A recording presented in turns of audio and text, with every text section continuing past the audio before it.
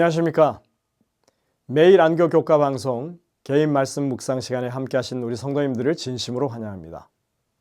오늘도 우리의 기도가 안을 향하지 않고 바깥에 있는 다른 사람들을 향한 기도가 되어서 예수님의 사역을 이루시는 여러분들 되시기를 간절히 바랍니다. 함께 기도하시겠습니다. 하늘아버지, 오늘도 우리에게 은혜를 베풀어 주셔서 생명 주시고 또 생명의 말씀을 접하게 하시니 감사드립니다. 저희들은 늘 주님 말씀에 귀 기울이는 사람들 되게 도와주시고 쉬지 않고 기도하는 그런 주님의 백성 되게 인도하여 주옵기를 예수님의 이름으로 간절히 기도드립니다. 아멘. 네, 오늘 수요일 소재입니다. 제목은 아버지의 증언입니다. 우리는 이번 주 교과를 통해서 예수님에 대한 추가적인 증언을 공부하고 있습니다.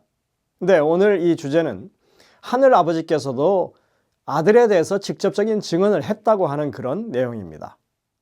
물론 요한복음을 시작할 때 태초에 말씀이 계셨고 그 말씀이 하나님과 함께 계셨다고 이렇게 시작을 하죠. 성령은 침례를 받으실 때 그분 위에 머무심으로써 예수님에 대해서 증거하셨습니다. 근데 우리가 요한복음의 본문을 보면 아버지도 예수께서 지상에서 생애하시는 동안에 그분에 대해서 증거하셨다고 분명하게 말하고 있습니다. 요한복음 5장 36절로 38절을 봉독합니다. 내게는 요한의 증거보다 더 큰 증거가 있으니 아버지께서 내게 주사 이루게 하시는 역사 곧 내가 하는 그 역사가 아버지께서 나를 보내신 것을 나를 위하여 증언하는 것이요 또한 나를 보내신 아버지께서 친히 나를 위하여 증언하셨느니라. 너희는 아무 때에도 그 음성을 듣지 못하였고 그 형상을 보지 못하였으며 그 말씀이 너희 속에 거하지 아니하니 이는 그가 보내신 이를 믿지 아니함이라.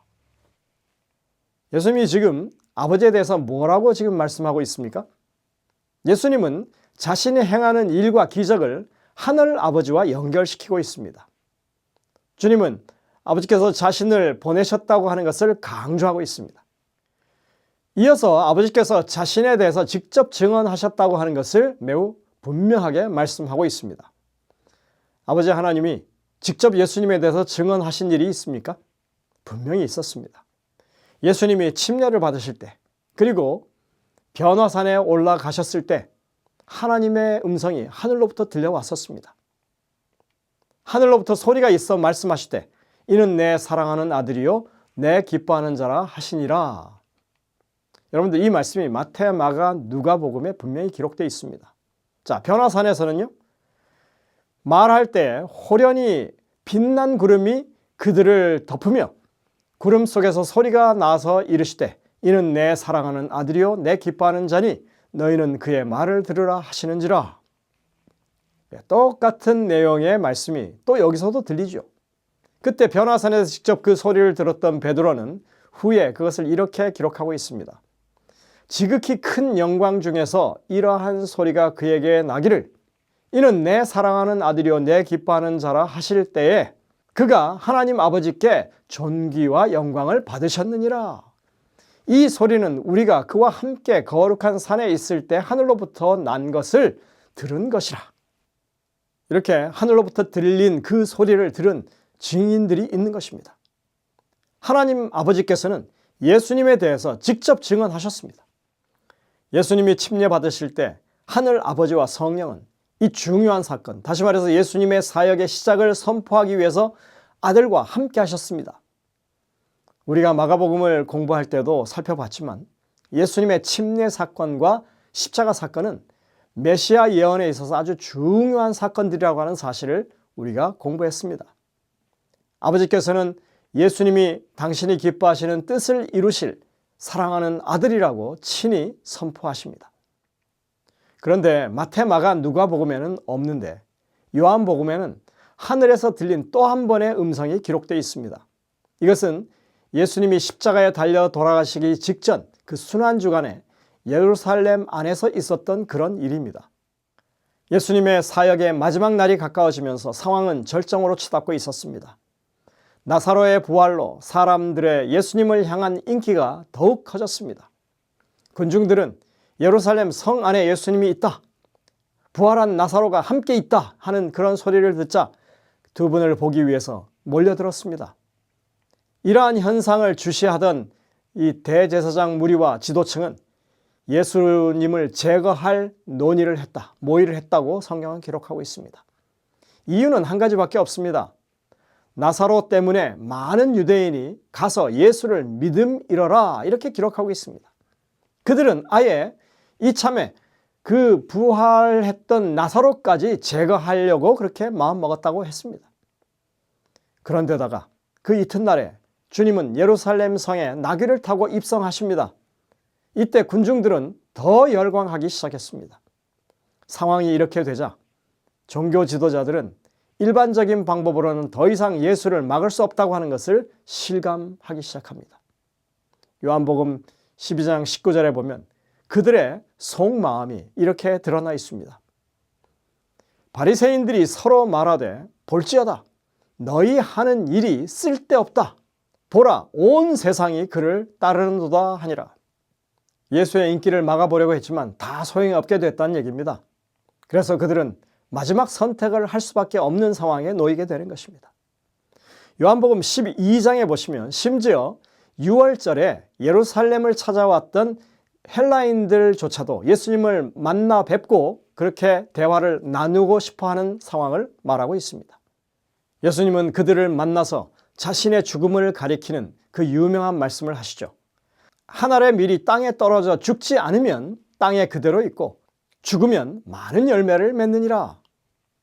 이런 말씀을 하시면서도 주님은 이제 곧 있을 죽음을 생각하며 괴로움을 당하고 계셨습니다. 이렇게 말씀하죠. 지금 내 마음이 괴로우니 무슨 말을 하리요? 나를 구원하여 이 때를 면하게 하여 주옵소서. 그러나 내가 이를 위하여 이 땅에 왔나이다. 예수님이 사실 이 말씀을 할 때 부르짖는 음성입니다. 아버지여, 아버지의 이름을 영광스럽게 하옵소서. 요한복음 12장의 기록을 보자면 지금 주님은 헬라인들을 만나서 이야기하는 그런 중에 이런 말씀을 하고 기도하시는 것입니다. 이야기를 나누다가 자신이 심히 괴롭다 하시면서 갑자기 하늘 아버지께 간구하는 기도 모드로 바뀐 것입니다. 그만큼 예수님의 심령이 절박하다는 것을 우리가 엿볼 수 있습니다.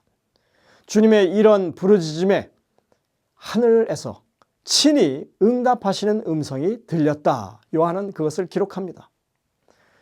내가 이미 영광스럽게 했고 또다시 영광스럽게 하리라. 요한복음 12장 28절입니다. 이 소리가 얼마나 컸던지 주변에 있던 수많은 사람들이 깜짝 놀랄 소리였습니다. 요한은 이렇게 묘사합니다. 곁에 서서 들은 무리는 천둥이 울렸다고도 하며 또 어떤 이들은 천사가 그에게 말하였다고도 하였다. 여러분들은 하나님이 하시는 말씀을 직접 들어본 적이 있습니까? 역사상 많은 사람들이 여호와 하나님의 음성을 들었습니다. 때로는 천둥 같은 소리로, 때로는 세미한 음성으로 하나님은 분명히 말씀하십니다. 여기서는 지금 천둥 소리처럼 크게 들렸다고 말하고 있습니다. 개인적으로 저도 단 한 번 천둥 소리처럼 들리는 하나님의 음성을 들은 적이 있습니다. 성경의 어떤 말씀을 이해하기 위해서 몇 날 며칠을 고민하다가 새벽에 살짝 잠이 들었는데 아주 큰 음성으로 내가 하려고 그랬다고 하는 음성이 들렸습니다. 얼마나 크게 들렸는지 제가 번쩍 눈을 뜨고 잠에서 완전히 깨버렸습니다.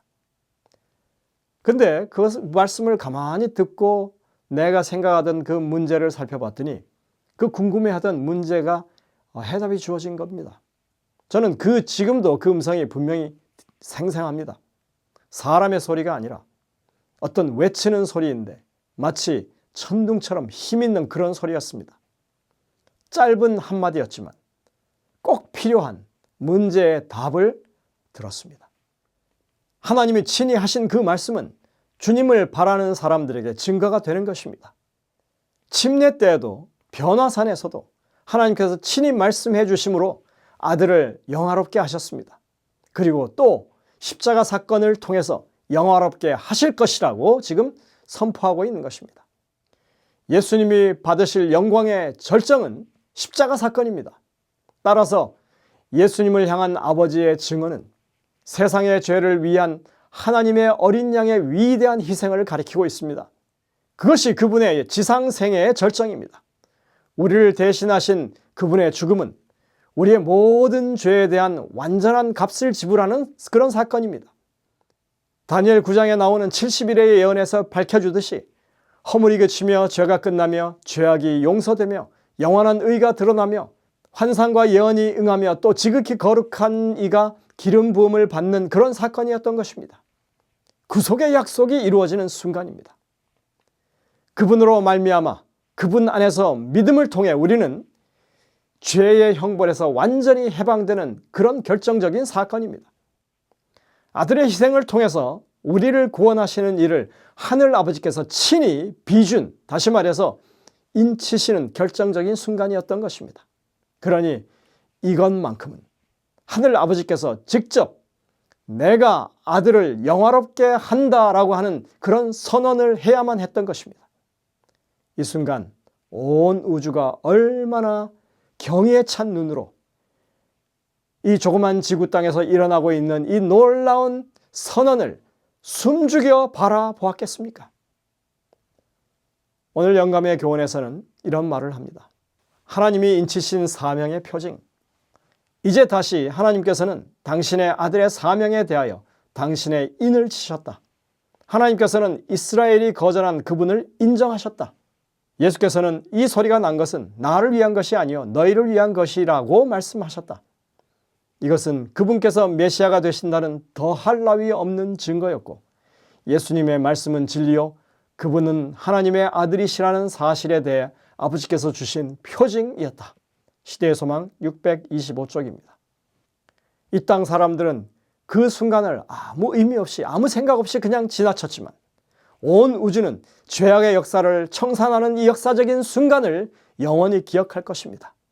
여러분들 우리도 하나님이 직접적으로 하셨던 이 증거의 말씀을 다시 한번 우리 마음 가운데 그때 그 순간처럼 생각하시고 마음에 새기게 되시기를 간절히 바랍니다.